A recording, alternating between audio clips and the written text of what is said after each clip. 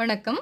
Tasty home கிச்சனில் இன்றைக்கி நம்ம பார்க்க போகிற ரெசிபி ரம்ஜான் ஸ்பெஷல் சூப்பரான மவுத் வாட்டரிங் மட்டன் பிரியாணி தாங்க. பாருங்கள், பார்க்குறதுக்கே எவ்வளோ சூப்பராக அழகாக நான்ஸ்டிக்கியாக இருக்குது. இந்த பிரியாணி தான் இன்றைக்கி செய்ய போகிறோம். இது எங்களோட ஆத்தென்டிக் ஸ்டைலில் செஞ்சுருக்கோம். வாங்க இது எப்படி செய்கிறோங்கிறத பார்க்கலாம். இந்த ரம்ஜான் ஸ்பெஷல் பிரியாணிக்காக நாம் இன்றைக்கி ஒரு 1/2 கிலோ பாஸ்மதி ரைஸும் 1/2 கிலோ மட்டனும் எடுத்திருக்கோம். இப்போ அந்த பிரியாணி பவுடர் செய்கிறது எப்படின்னு பார்க்கலாம். இதுக்காக ஒரு துண்டு பட்டை எடுத்துக்கலாம்.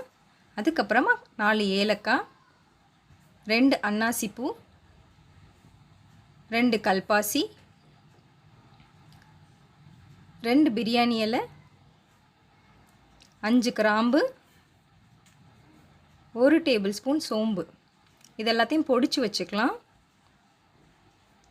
கொஞ்சம் கொரகொரப்பாக பொடிச்சு வச்சுக்கலாம். இதை பார்த்திங்கன்னா கொரகொரப்பாக அரைச்சாச்சு. இதுக்கப்புறமா நம்ம பிரியாணி மசாலா ரெடி பண்ணலாம். இந்த மசாலா பேஸ்ட்டுக்காக 2 டீஸ்பூன் நம்ம மிளகு எடுத்துருக்கோம். அதுக்கப்புறமா கொஞ்சமாக புதினா இலை, அப்புறம் 2 இன்ச் அளவு இஞ்சி எடுத்து அதை கட் பண்ணி வச்சுருக்கோம். அதுக்கப்புறமா ஒரு 12 பல் பூண்டு, ஒரு 7 பச்சை மிளகா. இது காரத்துக்கு ஏற்ற மாதிரி நீங்கள் சேர்த்துக்கோங்க. இந்த காரம் கரெக்டாக தான் இருக்கும். இதுக்கப்புறமா ஒரு 10 சின்ன வெங்காயம். இது வந்து மைய அரைச்சி எடுத்துக்கலாம். ஃபைன் பேஸ்ட்டாக அரைச்சி எடுத்தாச்சு.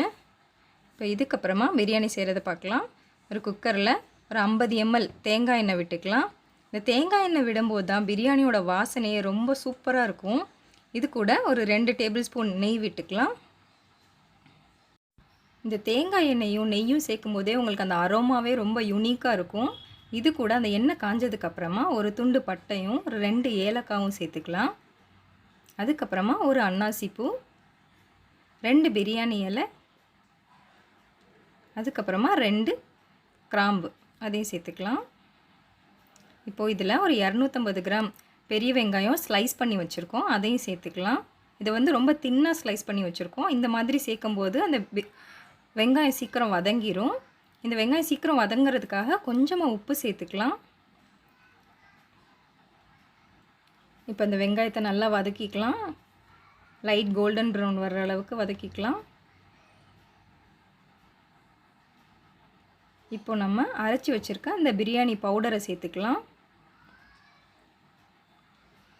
இந்த பவுடரை நல்லா கிளறி அந்த பச்சை வாசனை போகிற அளவுக்கு இதை நல்லா குக் பண்ணணும்.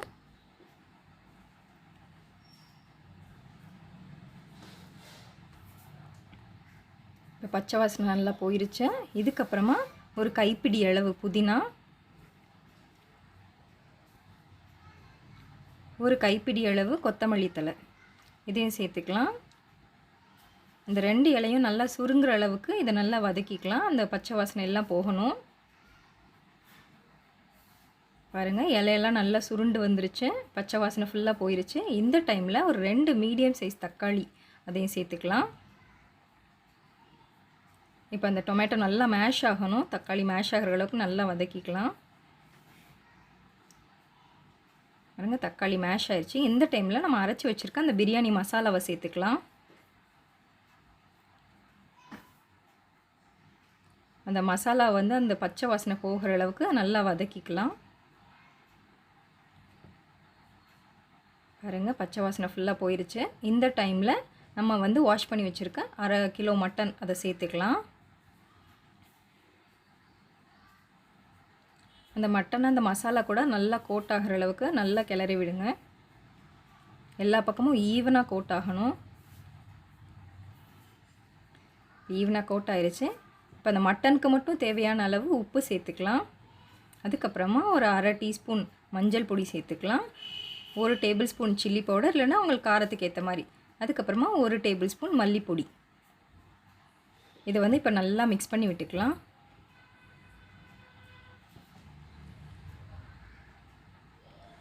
இதை கொஞ்சம் மீடியம் ஃப்ளேம்லேயே வச்சு செய்யுங்க.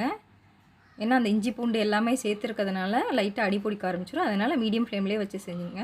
இன்றைக்கி வந்து நம்ம 1/2 கிலோ அரிசி எடுத்திருக்கோம். அது வந்து 1 கப் அளவு இருக்கும் அந்த அரிசி. அதுக்காக நம்ம 1.5 கப் அளவு தண்ணி ஊற்றுவோம். இப்போ முதல்ல இந்த மட்டன் வேகிறதுக்காக ஒரு 1/2 கப் அளவு தண்ணி சேர்த்துக்கலாம். இப்போ அதை நல்லா மிக்ஸ் பண்ணி விட்டு மூடி போட்டு மூடி வச்சிடலாம். இதை வந்து 20 நிமிஷம் ஆவி வந்ததுக்கப்புறம் விசில் போட்டு சிம்லே வேக வச்சிடலாம். மட்டன் வந்து எங்களுக்கு 20 நிமிஷத்தில் வெந்துடும். உங்களுக்கு நார்மலாக எவ்வளோ நேரத்தில் வேகுமோ அந்தளவுக்கு டைம் விட்டுக்கோங்க. இப்போது ஸ்டீம் எல்லாம் செட்டில் ஆயிடுச்சு. ஓப்பன் பண்ணி பார்க்கலாம் மட்டன் எவ்வளோ தூரம் குக் ஆகிருக்குன்னு.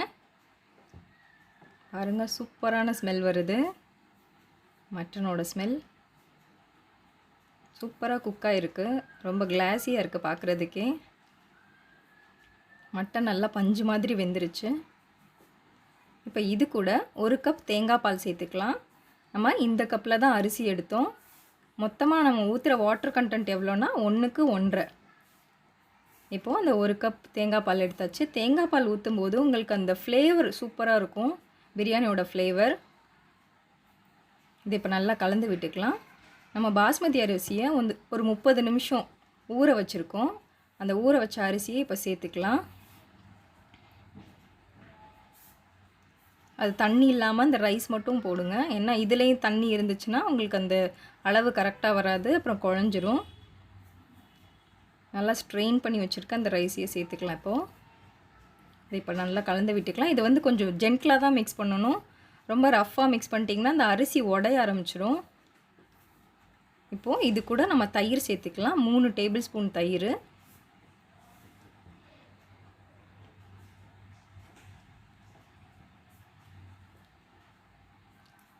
தயிர் சேர்த்ததுக்கப்புறம் இதையும் ஜென்டிலாக மிக்ஸ் பண்ணிக்கலாம். இந்த அரிசி உடையாத அளவுக்கு எல்லா பக்கமும் ஈவனாக மிக்ஸ் பண்ணிவிட்டு இப்போ ஒரு அரை லெமனை வந்து புழிஞ்சு விட்டுறலாம்.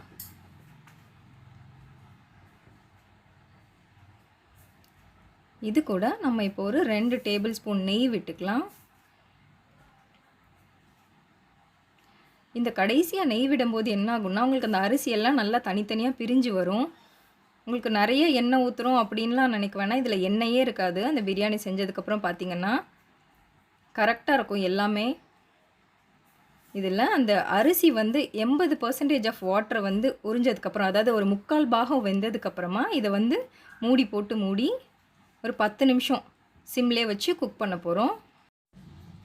10 நிமிஷம் இதை குக் பண்ணாலே போதும். இது வந்து குழையாமல் நல்லா சூப்பராக வெந்திருக்கும். 10 நிமிஷம் ஆயிடுச்சு. ஸ்டீம் எல்லாம் நல்லா செட்டில் ஆயிடுச்சு. இதுக்கப்புறம் ஓப்பன் பண்ணி பார்க்கலாம். பாருங்கள் எவ்வளோ சூப்பரான அரோமா வருது. ரொம்ப அருமையான வாசனை. பிரியாணி சூப்பராக குக் ஆகிருக்கு. இப்போ எல்லாத்தையும் கலந்து விட்டு பார்க்கலாம். பாருங்கள் அரிசி எவ்வளோ தனித்தனியாக சூப்பராக வெந்திருக்கு. கொஞ்சம் கூட குழையலை, நல்லா உதிரி உதிரியாக வந்திருக்கு. மட்டனும் எவ்வளோ பஞ்சு மாதிரி வெந்திருக்கு பாருங்கள். அவ்வளோதாங்க, சூப்பரான Ramzan special biryani ready. Mutton biryani இன் ப்ரெஷர் குக்கர். இதை செஞ்சு பார்த்துட்டு எங்களுக்கு எப்படி இருக்குன்னு கமெண்ட் பண்ணுங்கள். மறக்காமல் எங்கள் சேனலை சப்ஸ்கிரைப் பண்ணுங்கள். நோட்டிஃபிகேஷன் பட்டனையும் ப்ரெஸ் பண்ணுங்கள். எங்கள் வீடியோ பிடிச்சிருந்துச்சுன்னா லைக் பண்ணுங்கள், ஷேர் பண்ணுங்கள். தேங்க்யூ.